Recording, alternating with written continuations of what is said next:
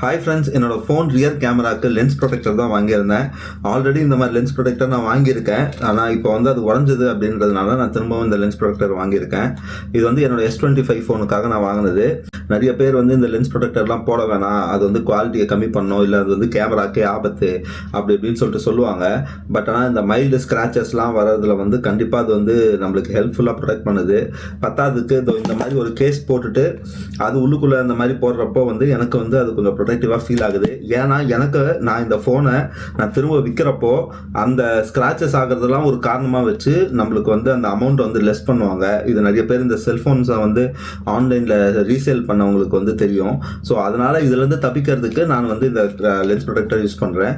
சோலிமோ brand தான் வாங்கியிருக்கேன், அமேசானோட brand. அதோட வந்து இந்த க்ளீன் பண்ணுறதுக்கு இந்த கிளாத்தும் கொடுத்துருக்காங்க. நீங்கள் உங்கள் ஃபோனை வந்து ரீசேல் பண்ணுறப்போ நல்ல வேல்யூவாக வேணும்னா அதை பாதுகாப்பாக இந்த மாதிரி ஒரு ப்ரொடெக்டர் போட்டு அது மாதிரி டெம்பர் கிளாஸ்லாம் போட்டு பக்காவாக ப்ரொடெக்ட் பண்ணிக்கோங்க. ஸோ நான் டெம்பர் கிளாஸும் சேர்த்து வாங்கியிருக்கேன், சோலிமா பிராண்ட்லேருந்து தான். ஸோ இதெல்லாம் போட்டு ப்ரொடெக்ட் பண்ணிக்கோங்க.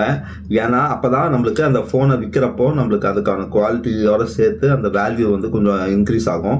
இல்லைனா இதெல்லாம் காரணம் காட்டி அவங்க வந்து அந்த வேல்யூவை கம்மி பண்ணுறதுக்கு நிறைய வாய்ப்பு இருக்குது. யாரெல்லாம் இந்த மாதிரி ஆன்லைன் சேலில் அதாவது ரீசேல் பண்ணுறப்போ இந்த மாதிரி இஷ்யூஸ்லாம் ஃபேஸ் பண்ணியிருக்கீங்கன்றதை கமெண்ட்டில் சொல்லுங்கள்.